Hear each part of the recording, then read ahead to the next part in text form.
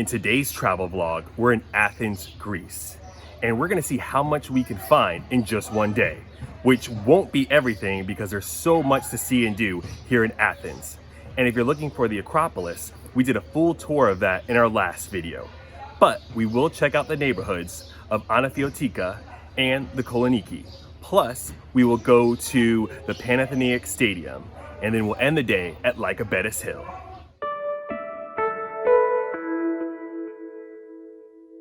We are heading to find the Areopagus Hill, and we are kind of circling around the Acropolis, and this lady kind of walked by and she's like, are you looking for the Acropolis? And we're like, no, we're looking for the Areopagus Hill. So she said basically we just have to climb up to the top of the hill. The Areopagus is both a rocky hill and a judicial council that would meet on this hill. And Areopagus actually means Hill of Ares, which is the god of war. This hill was known for the spread of Christianity here in Greece. Now, according to Luke, one of the Gospels, Paul was here, and when he was here, he was waiting for some of his companions.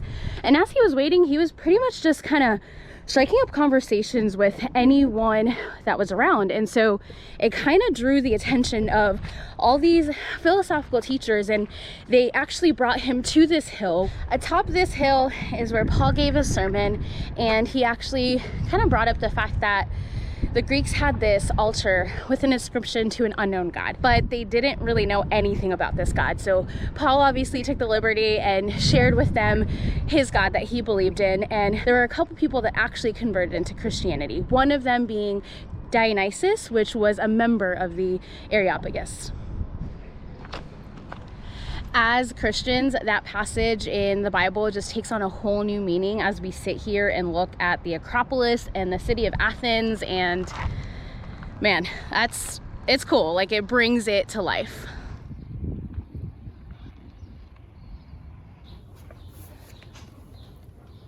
In the 19th century, King Otto I invited workers to come and help transform the new independent capital of Greece. He invited people from all of the islands, but the people from the island Anafi were such skilled carpenters he couldn't leave them out.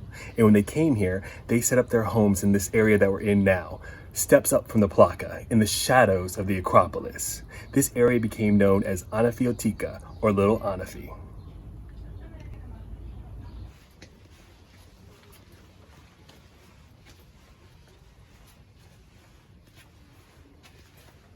See all the whitewashed walls and like the colorful shutters and the colorful doors here.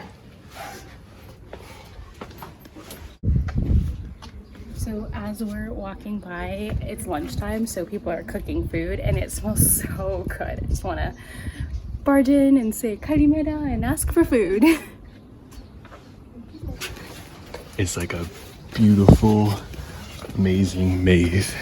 Look at those old school steps up there to their flat roof.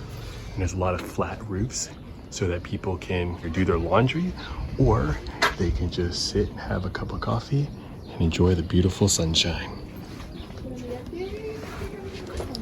And amazing view.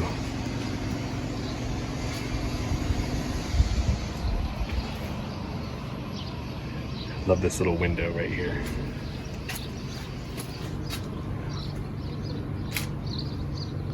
Beautiful whitewash and blue.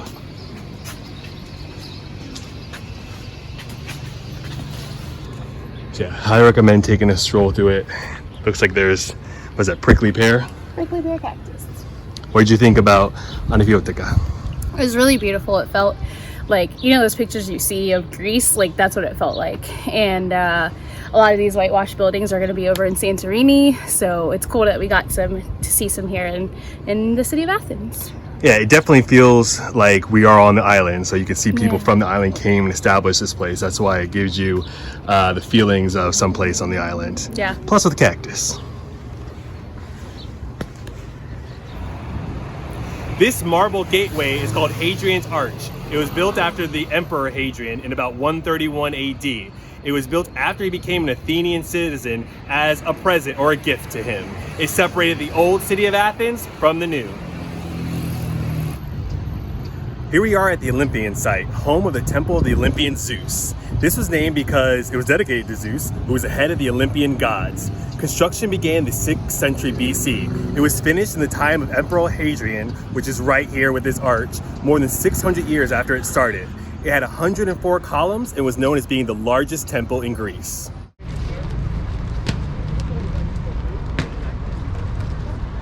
Greece, home of the democracy, in 1843 had its people have an uprising where they demanded a constitution. Now it's known as Syntagma Square, or Constitution Square. We're here in front of the Parliament and the Tomb of the Unknown Soldier for the changing of the guard ceremony today.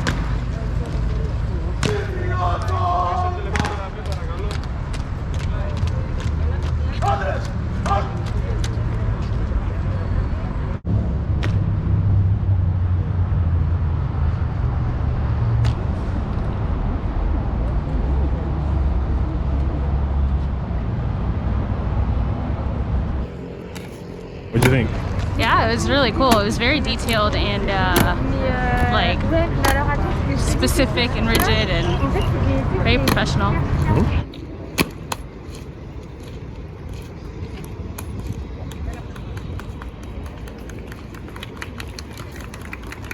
We are in the Panathenaic Stadium, the only stadium in the world built entirely of marble.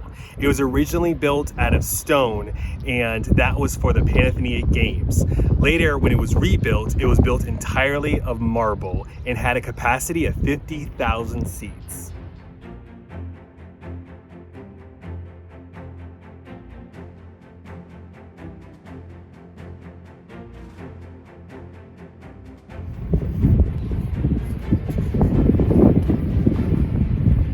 After the rise of Christianity in the 4th century, the stadium was mostly abandoned, but it was excavated in 1869 and hosted the Olympics in 1870 and 1875.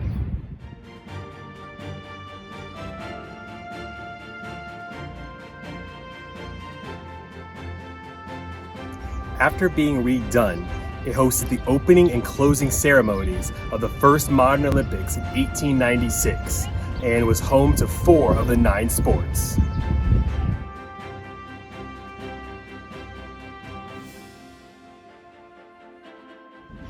And here is where the Greek athletes would come out of this tunnel.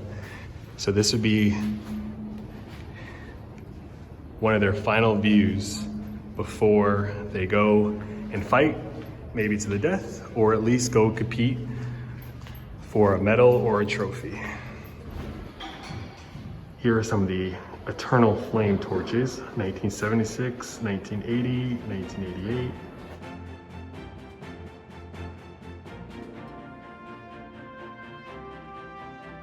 We can't get to the top, but they have some pictures and memorabilia from Athens 2004 Olympics up here on the 2nd floor.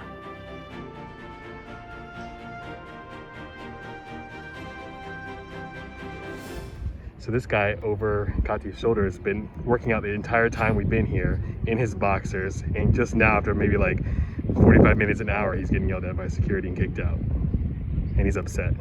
Come on, man. We're in the Kolonaki area of town.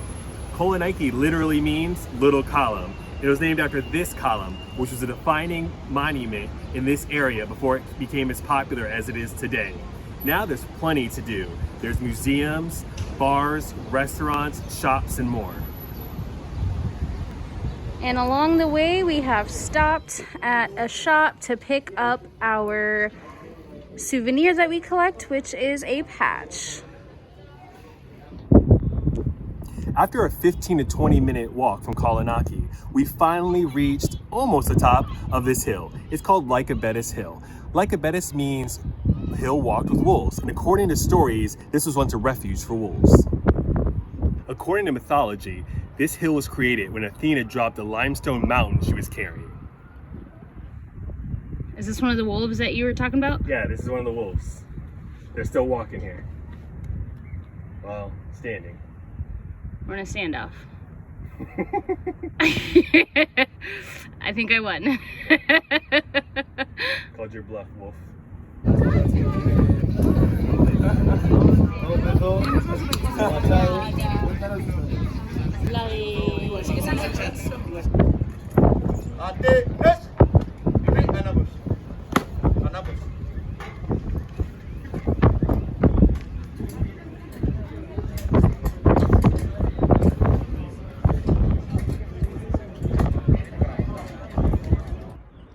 I gotta say, Athens is amazing.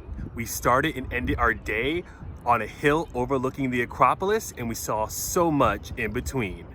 Thanks for watching this video. This is WITY Travels. What could possibly be next?